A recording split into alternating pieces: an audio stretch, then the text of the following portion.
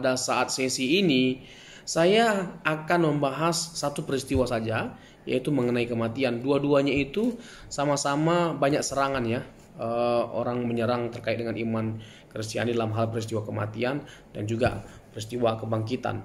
Untuk itu saya bahas secara spesifik dalam dua sesi nantinya. Satu sesi pembahasan mengenai kematian dan satu lagi dalam sesi pembahasan mengenai kebangkitan. Dalam hal topik kematian, peristiwa kematian Tuhan Yesus, banyak pertanyaan-pertanyaan yang terlontarkan. Pertanyaan-pertanyaan yang bersifat menyerang, mendiskreditkan iman Kristen. Contoh, mengapa Tuhan Yesus harus mengalami kematian? Mengapa kematian itu melalui salib? Mengapa harus dengan jalan salib? Mengapa harus disalibkan? Lalu benarkah Yesus mati dan bangkit? Apakah masuk akal memahami atau meyakini penebusan dosa melalui kematian? Terus Tuhan Yesus mati, dia membayar hutang dosa kepada siapa? Ini merupakan perdebatan yang sudah lama ya. Secara khusus di sekolah-sekolah teologi ya, ini sering dipertanyakan, dipersoalkan. Terus kok Tuhan bisa mati? Nah, ini juga salah satu pertanyaan yang sering dilontarkan. Bukankah Tuhan gak bisa mati? Nah, kalau kita percaya bahwa Tuhan gak bisa mati, berarti Yesus bukan Tuhan karena Yesus mati. Nah, bukankah ini menarik untuk kita persoalkan? Bukan? Sangat menarik tentunya. Dan saya berharap ya Bapak Ibu tertarik juga. Kalau Bapak Ibu menganggap ini tidak menarik, ya saya akan berjuang untuk membuat Bapak Ibu tertarik untuk hal-hal ini, memahami dan membahas atau menggali hal-hal ini, supaya benar-benar Bapak Ibu kita tahu apa yang kita yakini. Ya, kita bukan hanya mengimani begitu saja. Kenapa Yesus itu bangkit dari kematian? Ya pokoknya dia bangkit dari kematian. Itu kan nggak baik kalau jawabannya seperti itu. Tapi kita harus tahu betul apa alasan mengapa kita percaya Yesus itu Tuhan, Yesus itu bangkit dari kematian, dan tanpa ragu keselamatan kita hanya ada di dalam Yesus. Hanya Yesus yang bisa menyelamatkan setiap kita. Kita tahu bahwa serangan-serangan orang banyak itu tidak ada habis-habisnya. Dan untuk itulah alasan mengapa kita harus benar-benar memberikan waktu untuk belajar dan dengan serius kita mempelajari atau memahami semuanya ini. Apakah benar Yesus itu mengalami kematian? Apakah Tuhan Yesus benar-benar mati di kayu salib? Untuk apa Tuhan Yesus yang menyelamatkan kita? Bukankah Allah bisa mengutus pribadi lain di luar Tuhan Yesus sendiri untuk menebus kita? Nah, seperti yang kita ketahui, seperti pertanyaan-pertanyaan yang mendiskreditkan iman Kristen sering bermunculan. Satu, ada yang berpandangan bahwa bukan Tuhan Yesus yang mati, tapi yang menyerupai dia. Lalu selanjutnya bahwa Tuhan Yesus itu tidak mati, tapi hanya pingsan. Dan masih banyak teori-teori yang lainnya. Semua teori-teori ini adalah teori-teori yang sama sekali tidak berdasar dan sama sekali argumentasi yang tidak baik, argumentasi yang menurut saya miskin kedalaman logika berpikir, miskin argumentasi. Dan bagi saya orang-orang yang seperti ini adalah orang-orang yang hanya berhalusinasi. Kalau orang-orang zaman sekarang bilang orang-orang halu, ya, orang-orang yang banyak berhalusinasi, atau kalau menurut saya atau bahasa saya begini, adalah orang-orang yang kehabisan akal untuk menolak kematian dan kebangkitan Tuhan Yesus. Apa yang membuat saya berkesimpulan demikian? Saya jawab, pertama, dari Alkitab sendiri telah jelas ditegaskan bahwa manusia telah jatuh ke dalam dosa. Jadi kita harus melihat Alkitab untuk memahami semua peristiwa ini. Dan semuanya akan menjadi logis dan bisa kita pahami dengan akal kita. Dan terjawab semua pertanyaan-pertanyaan yang selama ini menggelisahkan kita. Jadi story Alkitab itu jelas sekali. Jelas apa yang dituliskan dan dijelaskan di dalam Alkitab bukan hanya masuk akal, tetapi sangat masuk akal. Mengapa harus ada penebusan? Karena manusia telah jatuh ke dalam dosa. Mengapa harus Tuhan Yesus yang menebus kita? Karena hanya Tuhan yang bisa menyelamatkan kita. Mengapa harus dengan dia mengalami kematian? Karena upah dosa ialah maut. Upah dosa ialah maut. Roma 3 ayat 23. Karena upah dosa ialah maut, makanya ketika Tuhan berinisiatif untuk menyelamatkan kita, dia menyelamatkan kita dengan jalan mengalami maut, supaya kita tidak mengalami kebinasaan kekal. Tentunya tidak otomatis hanya karena Yesus sudah mati, lalu kita pasti mengalami kehidupan kekal pada waktu kita mengalami kematian. Nanti di sesi lain saya akan mempersoalkan hal ini. Siapakah orang-orang yang pantas atau layak untuk dibangkitkan? Tapi itu di sesi yang lain lagi. Nah, kenapa dia harus mati dengan jalan mengalami kematian? Karena kematianlah, mautlah upah dosa. Makanya dia berinisiatif untuk menyelamatkan kita dengan jalan mengalami kematian. Kejadian 3 ayat 15. Tadi saya sudah singgung sedikit bahwa ayat ini adalah ayat yang dipakai sebagai permulaan dari janji Allah untuk menyelamatkan kita. Disebut dengan proto-evangelium oleh Irenaeus, seorang bapak gereja, bahwa Allah sendirilah yang berinisiatif secara langsung untuk menyelamatkan kita dengan menjanjikan seorang juru selamat dalam keadaannya sebagai manusia. Kejadian 3 ayat 15, aku akan mengadakan permusuhan antara engkau dan perempuan ini. Itu jelas sekali bahwa juru selamat yang akan hadir itu adalah dalam rupa manusia.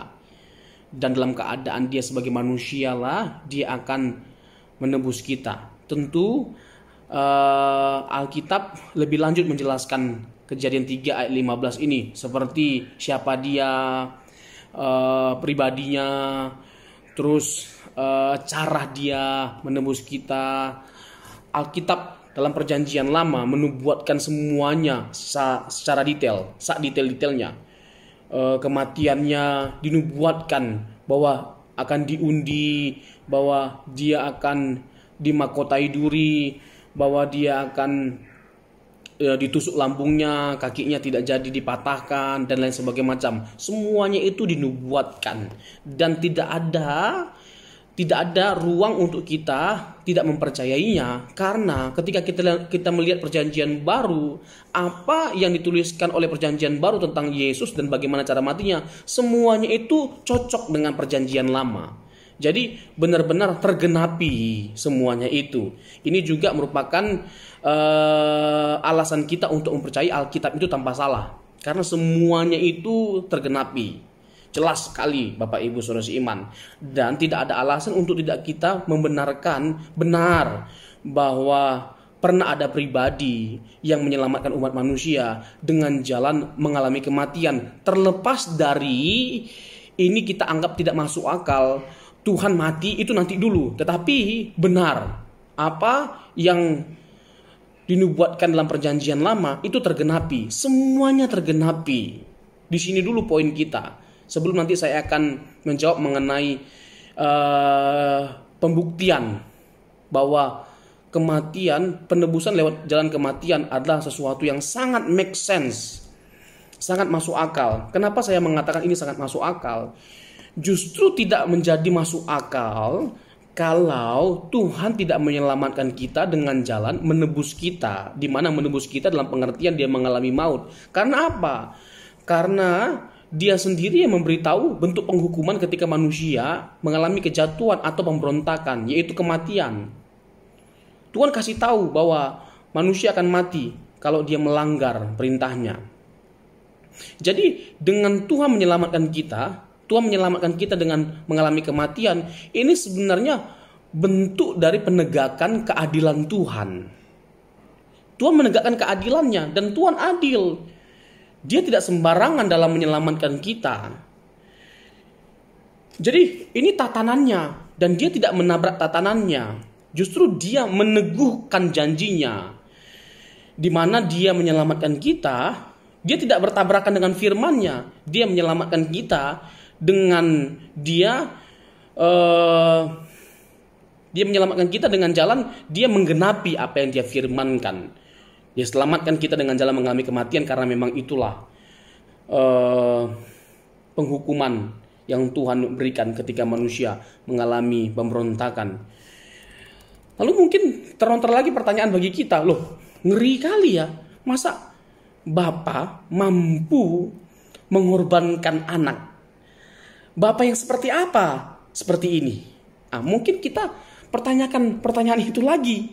Dan ya mungkin terlintas dalam benak kita, ya logis juga ya dipertanyakan, kok bisa gitu loh, Bapak yang seperti apa, tega sekali sih Bapak seperti ini. Nah, menurut saya Bapak Ibu Saudara seiman, kalau sampai Bapak mengorbankan anaknya, ini bukan masalah dia Bapak yang jahat atau seperti monster, jahat sekali sampai dia mengorbankan anaknya. Ini adalah cara berpikir yang salah dalam case ini. Dalam case ini. Kenapa saya bilang dalam case ini atau kasuistik lah. Kasusnya sangat berbeda. Karena ini demi keselamatan banyak orang. Demi keselamatan banyak orang. Kalau tidak dalam kepentingan semua orang, mungkin kita menjadi aneh kedengarannya. Aneh, kok bisa gitu kita mempertanyakannya. Tetapi kalau dalam hal ini sangatlah berbeda. Karena seperti yang kita ketahui bahwa tidak mungkin kita bisa selamat kalau Tuhan tidak menyelamatkan kita. Dan cara itu adalah cara yang dipilih oleh Tuhan untuk menyelamatkan kita. Dan cara itulah cara yang benar. Karena ini menggenapi apa yang dia firmankan. Jadi tidak bertabrakan. Dan ini merupakan bagian dari tatanan Tuhan. Tuhan itu sempurna. Tuhan sempurna. Karena Tuhan itu sempurna, maka sempurna pula dia dalam menggenapi apa yang menjadi firman-Nya, apa yang dia firmankan. Sempurna pula dia menjalankan tatanannya. Dia punya tatanan yang sempurna dan sempurna dia dalam merealisasikan apa yang menjadi tatanannya. Nah, jadi tidak benar pernyataan bahwa Bapak itu jahat sekali sampai dia mengorbankan anaknya. Bapak mana sih yang mau mengorbankan anaknya seperti itu? Allah tidak jahat. Allah tidak jahat. Allah memang betul-betul mengorbankan anaknya. Tapi itu bukan menunjukkan bahwa dia jahat. Justru sebaliknya, itu menunjukkan bahwa kasih dan keadilan Tuhan itu sempurna. Tadi saya sudah jawab sepintas bicara tentang keadilan. Ya inilah bentuk keadilannya. Di mana ketika dia berinisiatif untuk menyelamatkan kita, maka dia memilih untuk menyelamatkan kita dengan jalan mengalami kematian. Jadi dia menegakkan keadilannya. Nah, menyatakan kasihnya bahwa peristiwa ini menunjukkan kasih Bapa, kasih Allah itu sempurna. Oh ya jelas. Tidak harus Allah menyelamatkan kita, tidak harus dia mengorbankan anaknya. Tetapi dia memilih untuk mengorbankan anaknya karena dia tidak ingin kita mengalami kebinasaan kekal. Bukankah ini menunjukkan bahwa kasih Allah itu sempurna bagi kita? Luar biasa bukan? Luar biasa. Nah, jadi kita harus benar-benar memahami kebenaran ini dengan benar. Kita harus benar-benar belajar Bapak Ibu. Sebagai orang percaya, kita nggak boleh nggak belajar. supaya kita benar-benar memahami apa yang kita yakini, memahami apa yang kita imani. Jadi jangan anti untuk kita belajar teologi. Tidak harus sekolah teologi memang untuk kita mengerti teologi, tetapi jangan anti belajar. Ini termasuk merupakan cara yang efektif untuk kita belajar, di mana kita mau menyediakan waktu untuk baca buku, dengar video-video seperti ini, dan yang lainnya. Jadi nggak benar ya Bapak Ibu kalau dikatakan kejam sekali ya Allah mau mengorbankan anaknya. Justru sebaliknya, luar biasa sekali kasih dan keadilan Allah. Benar-benar sempurna kasih dan keadilannya. Dia tegakkan keadilannya tanpa mengorbankan apapun. Dia tunjukkan kasihnya yang begitu sempurna. Nah, selanjutnya mengapa ia harus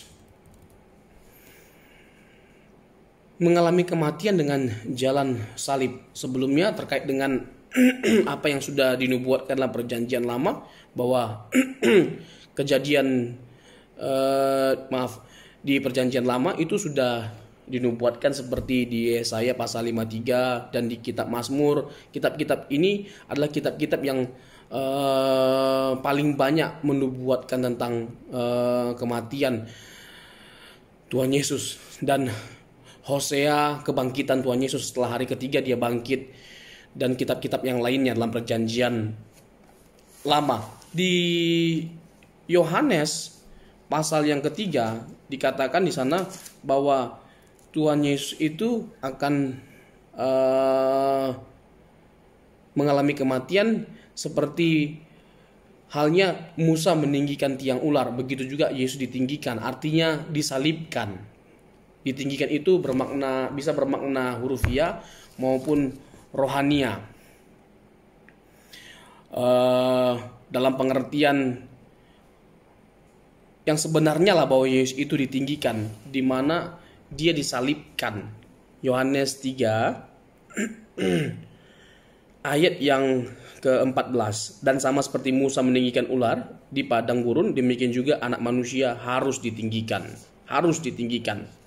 Jadi penulis perjanjian baru juga menegaskan hal yang sama, bahwa Tuhan Yesus itu mengalami kematian dengan jalan ditinggikan seperti Musa meninggikan tiang ular. Jadi peristiwa Musa meninggikan tiang ular merupakan peristiwa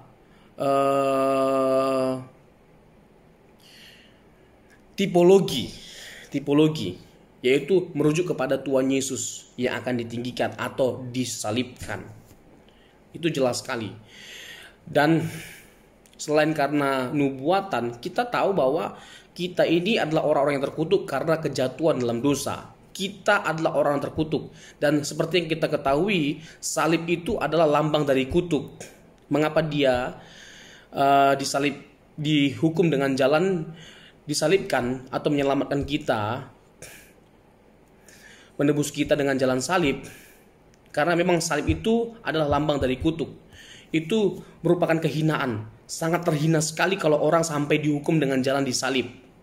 Dan mengapa dia mati dengan jalan disalib? Untuk menggambarkan betapa hinanya kita. Jadi hukuman itu sebenarnya menggambarkan betapa hinanya kita. Dan Tuhan Yesus mau menjadi hina atau menjadi terhina, bahkan terkutuk karena dosa-dosa kita. Dan itulah yang dikatakan dalam Galatia pasal yang ketiga, terkutuklah dia atau orang yang disalibkan. Dia menjadi orang yang terkutuk, bukan karena kesalahannya, tapi karena kesalahan kita. Dia menjadi orang yang terkutuk. Itulah alasan kenapa Tuhan Yesus mati dengan jalan mengalami jalan salib atau disalibkan.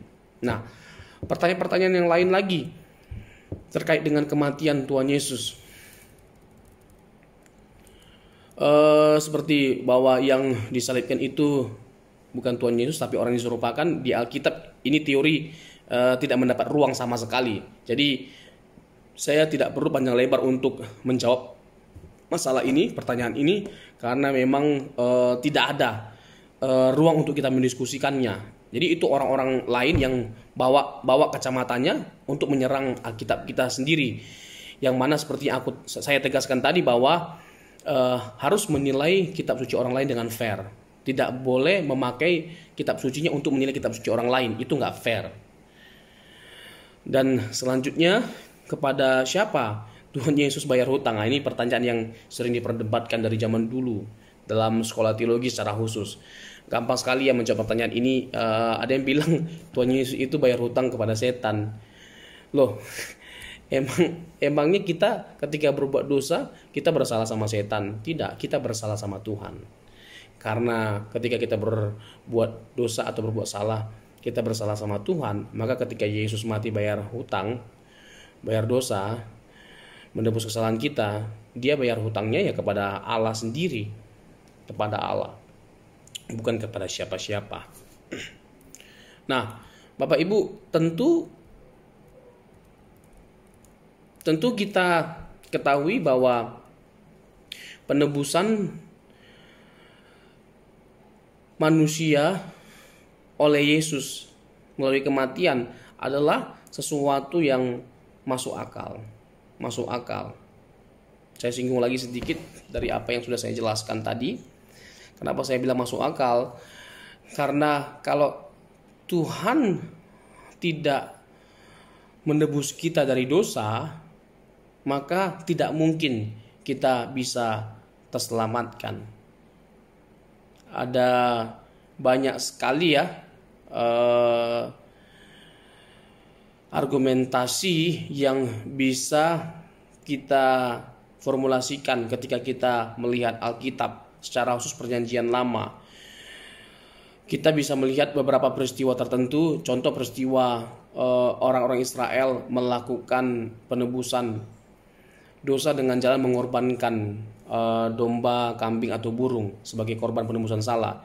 Itu merupakan cara-cara yang mereka pakai untuk melakukan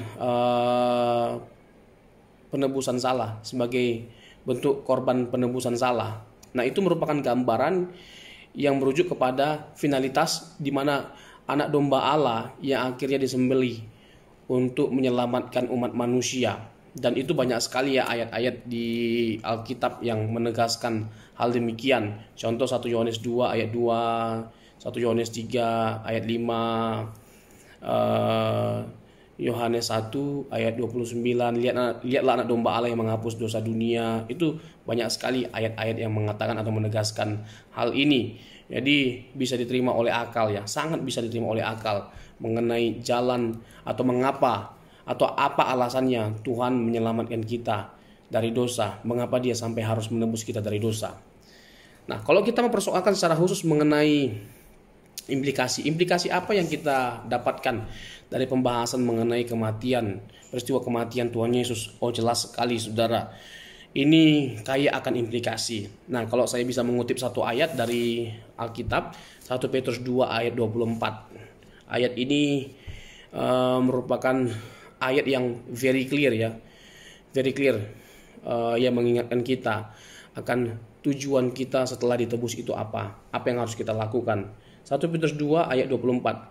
Ia sendiri telah memikul dosa kita di dalam tubuhnya di kayu salib, supaya kita yang telah mati terhadap dosa hidup untuk kebenaran.